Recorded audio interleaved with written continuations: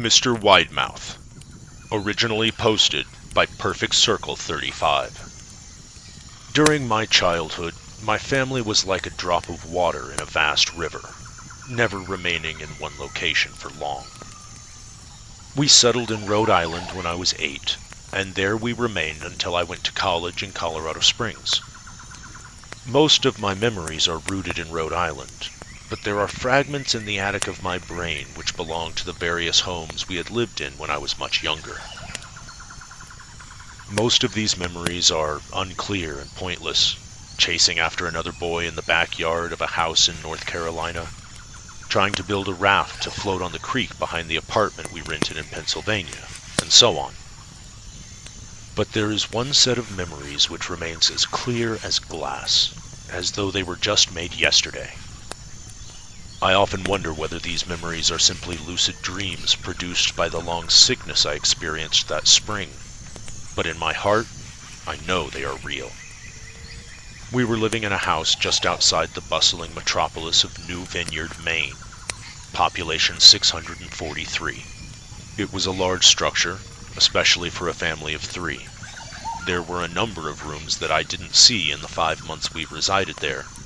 In some ways it was a waste of space, but it was the only house on the market at the time, at least within an hour's commute of my father's place of work. The day after my 5th birthday, attended by my parents alone, I came down with a fever. The doctor said I had mononucleosis, which meant no rough play and more fever for at least another 3 weeks. It was horrible timing to be bedridden. We were in the process of packing our things to move to Pennsylvania, and most of my things were already packed away in boxes, leaving my room barren. My mother brought me ginger ale and books several times a day, and these served the function of being my primary form of entertainment for the next few weeks. Boredom always loomed just around the corner, waiting to rear its ugly head and compound my misery. I don't exactly recall how I met Mr. Widemouth. I think it was about a week after I was diagnosed with mono. My first memory of the small creature was asking him if he had a name.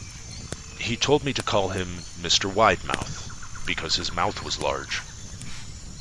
In fact, everything about him was large in comparison to his body. His head, his eyes, his crooked ears. But his mouth was by far the largest. "You kind of look like a Furby," I said as I flipped through one of my books. Mr. Widemouth stopped and gave me a puzzled look. "Furby? What's a Furby?" he asked. I shrugged. "You know, the toy, the little robot with big ears.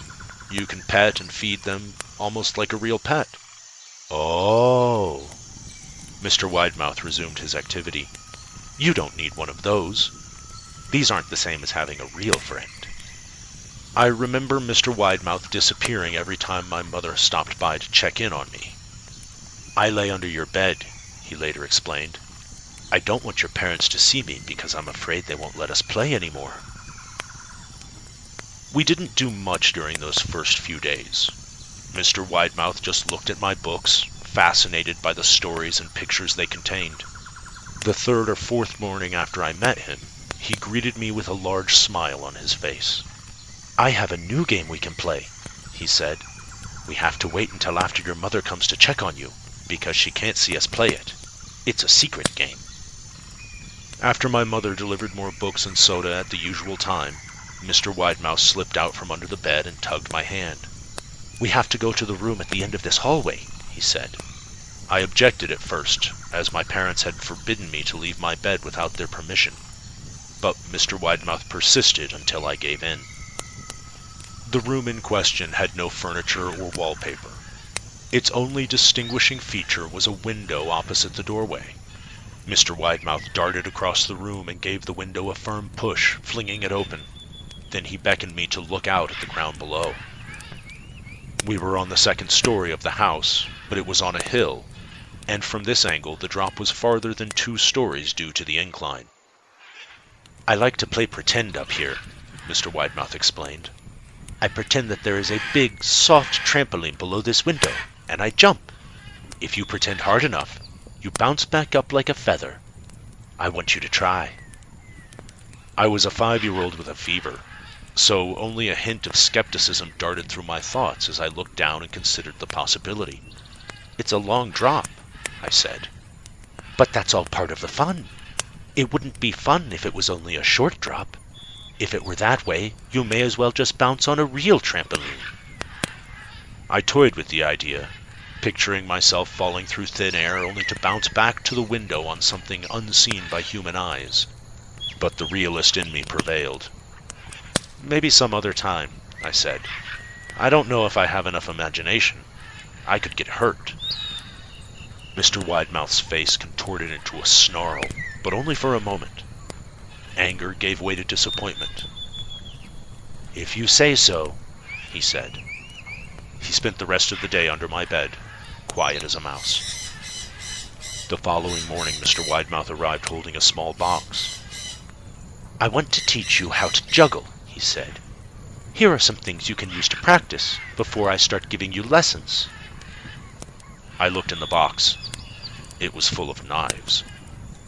"My parents will kill me," I shouted, horrified that Mr. Widemouth had brought knives into my room, objects that my parents would never allow me to touch. "I'll be spanked and grounded for a year." Mr. Widemouth frowned. "It's fun to juggle with these. I want you to try it." I pushed the box away. "I can't. I'll get in trouble. Knives aren't safe to just throw in the air." Mr. Widemouth's frown deepened into a scowl. He took the box of knives and slid under my bed, remaining there the rest of the day. I began to wonder how often he was under me. I started having trouble sleeping after that. Mr. Widemouth often woke me up at night, saying he put a real trampoline under the window, a big one that I couldn't see in the dark. I always declined and tried to go back to sleep, but Mr. Widemouth persisted. Sometimes he stayed by my side until early in the morning, encouraging me to jump. He wasn't so fun to play with anymore. My mother came to me one morning and told me I had her permission to walk around outside.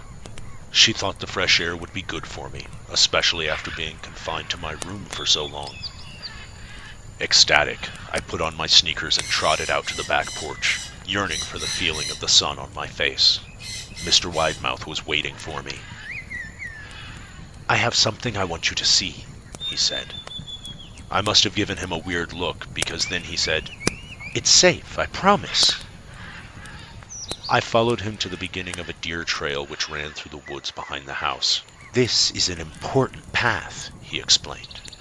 "I've had a lot of friends about your age. When they were ready, I took them down this path, to a special place. You aren't ready yet, but one day, I hope to take you there." I returned to the house, wondering what kind of place lay beyond that trail. 2 weeks after I met Mr. Widemouth, the last load of our things had been packed into a moving truck. I would be in the cab of that truck, sitting next to my father for the long drive to Pennsylvania. I considered telling Mr. Widemouth that I would be leaving, but even at 5 years old, I was beginning to suspect that perhaps the creature's intentions were not to my benefit, despite what he said otherwise. For this reason, I decided to keep my departure a secret. My father and I were in the truck at 4 a.m.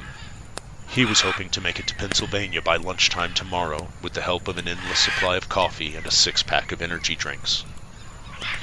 He seemed more like a man who was about to run a marathon rather than one who was about to spend 2 days sitting still. "Early enough for you?" he asked. I nodded and placed my head against the window, hoping for some sleep before the sun came up. I felt my father's hand on my shoulder. "This is the last move, son, I promise. I know it's hard for you, as sick as you've been. Once Daddy gets promoted, we can settle down and you can make friends." I opened my eyes as we backed out of the driveway. I saw Mr. Widemouth's silhouette in my bedroom window. He stood motionless until the truck was about to turn onto the main road. He gave a pitiful little wave goodbye, steak knife in hand. I didn't wave back. Years later, I returned to New Vineyard. The piece of land our house stood upon was empty except for the foundation, as the house burned down a few years after my family left. Out of curiosity, I followed the deer trail that Mr. Widemouth had shown me. Part of me expected him to jump out from behind a tree and scare the living bejesus out of me. But I felt that Mr. Widemouth was gone, somehow tied to the house that no longer existed. The trail ended at New Vineyard Memorial Cemetery. I noticed that many of the tombstones belonged to children. If you are enjoying this show and would like it to keep existing, please be sure to like, follow, share, and subscribe. To support us directly, search Cram Network on Patreon. That's CRAMM. Find us on Spotify, YouTube, Rumble, and Twitch to find even more shows you'll enjoy.